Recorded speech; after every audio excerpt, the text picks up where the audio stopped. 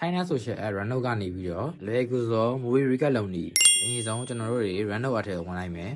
အပေါ်က search bar လေးမှာ C drama recap ဆိုပြီးတော့ကျွန်တော်ရိုက်ရှာလိုက်မယ်ဒီလိုဗီဒီယိုလေးတွေကြားလာပြီဆိုရင်ကျွန်တော်တို့ကကိုယ်အသုံးပြုမဲ့ဗီဒီယိုလေးကျွန်တော်ရိုက်ပြီးရှာမယ်ပေါ့နော်လိုက်ရှာတဲ့အခါကျမှကျွန်တော်တို့ဒီမှာဗီဒီယိုတစ်ပုဒ်ကိုကျွန်တော်နမူနာဆန်းပြပေးမယ်အဲကျွန်တော်ဒီဗီဒီယိုထဲဝင်လိုက်မယ်ပြီးရင်ခေါင်းကကျွန်တော် copy link ယူမှဖြစ်တဲ့အတွက်အပေါ်ကမြားလေးကိုကျွန်တော်တစ်ချက်နှိပ်လိုက်မယ်ပေါ့ဒါလေးကိုကျွန်တော် copy link ယူလိုက်မယ်copy ယူပြီးသွားပြီဆိုရင်ကျွန်တော်တို့က Google မှာ Random Video Downloader ဆိုကျွန်တော်ရိုက်ရှာလိုက်မယ်ဒီမှာအပေါ်ဆုံးမှာပေါ်နေတဲ့ website တွေကျွန်တော်တို့ဝင်ကြည့်လိုက်မယ်ဒီလိုလေးပေါ်လာပြီဆိုရင်ကျွန်တော်တို့က Sona က copy ယူခဲ့တဲ့ link ကိုဒီမှာကျွန်တော်တို့ paste ချလိုက်မယ်ပေါ့နော်ပြီးရင်အောက်က start ကိုနှိပ်ခဏဆောင်ပြီးပြီဆိုတော့လည်းဒီလိုလေးပေါ်လာလိမ့်မယ်ပေါ့နော်ကျွန်တော်တို့ဒီမှာဆိုရင်ရှေ့ရတစ်ခုဆိုရင်တော့ကျွန်တော်တို့920ပြီပေါ့နော်ဒီမှာရှေ့ရတစ်ခုဆိုကျွန်တော်920နောက်ကတစ်ခုဆိုရင်ကျွန်တော်တို့ဒီ1080ပေါ့နော်အဲ့တော့ကျွန်တော်နောက်ကတစ်ခုနှိပ်လိုက်မယ်ဒီမှာကျွန်တော် downloading သွားပြီပေါ့နော် download ရကျွန်တော်တို့မှာခဏဆောင်လိုက်မယ်ပေါ့ဒီမှာကျွန်တော်ဒါဆိုရင်တော့ download ဆွဲလို့ပြီးသွားပြီပေါ့နော်ကျွန်တော်တို့ download ဆွဲလို့ပြီးသွားပြီဆိုရင်ကျွန်တော်တို့ cap ထဲကိုသွားမယ်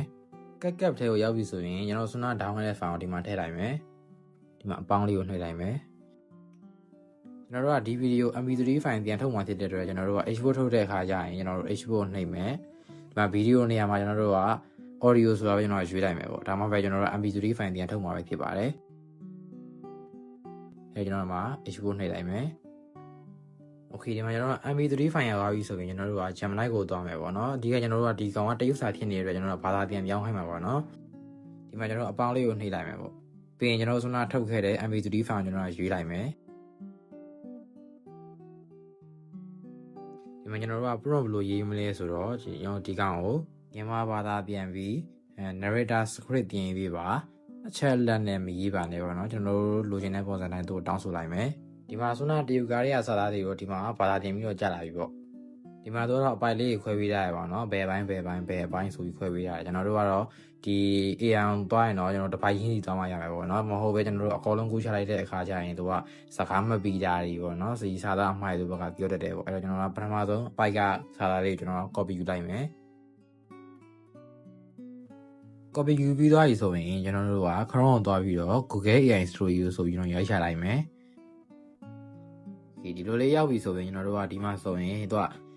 အတန်အနေထားလေးပြရတယ်ပေါ့နော်ကျွန်တော်တို့ဒီမှာသတင်းတင်ဆက်တဲ့ပုံထားမလားကျွန်တော်တို့ရိုးရိုးဂိမ်းတင်ဆက်တဲ့သူအနေနဲ့ပြောမလားပေါ့နော်ဒါမှမဟုတ်ကျွန်တော်တို့ဒီပုံပြောတဲ့သူအနေနဲ့ထားမလားပေါ့ကျွန်တော်တို့ဒီပထမဆုံးနမူနာလေးနဲ့ပဲကျွန်တော်ဆန်းပြပေးမယ်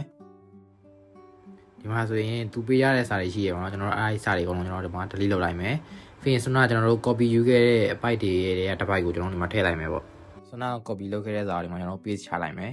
ဒါဆိုရင်ကျွန်တော်တို့ Sona copy ယူခဲ့တဲ့စာလေးဒီမှာရလာပြီပေါ့နော်ဒီစာပိုင်းမှာဆိုရင်ကျွန်တော်တို့ Sona ကအင်္ဂလိပ်စာလုံးလေးပါနေပဲပေါ့နော်ဒီအင်္ဂလိပ်စာလုံးလေးကျွန်တော်တို့ live ဖြတ်ရမယ်ပေါ့နော်မဟုတ်ဘူးဆိုရင်ကျွန်တော်တို့အတန်လောက်တဲ့အခါကျရင်အတန်နှစ်ခါထပ်နေမှာပေါ့နော် Okay ဒီမှာကျွန်တော်တို့အင်္ဂလိပ်စာသားလေးဖြတ်ပြီးသွားပြီဆိုရင်ဒီနားမှာဒီ model setting ဆိုတာရှိရပေါ့နော်ဒီ model setting temperature ဆိုတာဘာလဲဆိုတော့အဓိကဒီပြောတဲ့တုံးတွေပေါ့နော်အတုံးနေမြေတုံးဒီအတန်ရှည်တာတွေမရှည်တာတွေကိုဒီမှာကျွန်တော်ချိန်သွားလို့ရတယ်ပေါ့နော်ကျွန်တော်တက်ကနေစပြီးတော့ကျွန်တော်နှိမ့်နေရတယ်ညကျွန်တော်ဒီမှာတင်ညင်နေရတယ်ပေါ့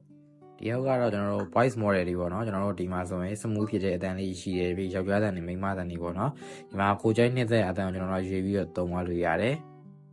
ဒီမှာကျွန်တော်တို့အတန်တစ်ခုကိုရွေးလိုက်မယ်ပြီးကျွန်တော်တို့ကဒီမှာအကုန်လုံးအဆင်ပြေသွားပြီဆိုရင်ကျွန်တော်တို့ကအောက်မှာ run CDN လာရှိကျွန်တော်အဲ့ဒါလေးနှိပ်လိုက်ပြီဆိုရင်တော့ကျွန်တော်အတန်စပြီးထုတ်ပြီးဖြစ်ပါတယ်ဗျကျွန်တော်တို့ဒီမှာအတန် file လေးရလာပြီဆိုရင်တော့ကျွန်တော်တို့ကက်မှာသွားပြီးတော့ update ပြီးတော့သုံးလိုက်ရုံပါပဲဗျအဓိကကျွန်တော်တို့ recap လုပ်တဲ့နေရာမှာအရေးကြီးတယ်ကျွန်တော်တို့ workflow လေးသိရင်ရပါပြီအဓိကအနေနဲ့ကျွန်တော်တို့တွေ movie recap လုပ်ဖို့ဘယ်လိုမျိုးလေး workflow ရှိရဆိုတော့ဒီမှာဒီဗီဒီယိုလေးမှာပြပြပေးသွားတာဖြစ်ပါတယ်